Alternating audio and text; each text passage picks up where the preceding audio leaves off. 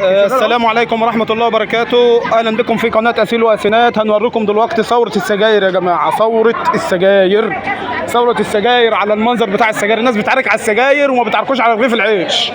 تعالوا يا جماعة اتفرجوا على المنظر كده، بيتعاركوا على السجاير. العركة عشان ايه يا رجالة؟ عشان السجاير. عشان ايه يا رجالة؟ عشان السجاير. كل ده عشان ايه؟ عشان السجاير. كل ده عشان يا عم رمادي. عشان السجاير. انت عايز ايه؟ يا عم عشان السجاير. يعني هتموتوا بعض عشان السجاير يا جماعة؟ عشان السجاير.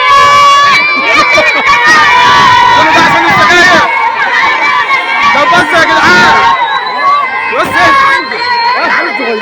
هي خلاص ماشي. ايوه الله يخرب بيت السجاير.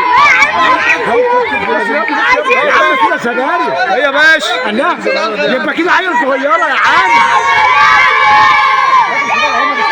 يا عم انت بتستهبل. يا عم ايه ده بس؟ ايه ده؟ سلامك يا رمضان. يا عم على الطريق بتاع التطبيق.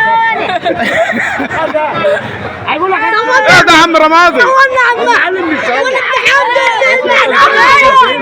ما تخافش يا عم رمادي والله. السجاير العلبة ب 28. بكام؟ هتبيعوها بكام؟ 28. الله يخرب بيت السجاير. ب 28. طيب ماشي يا رجال.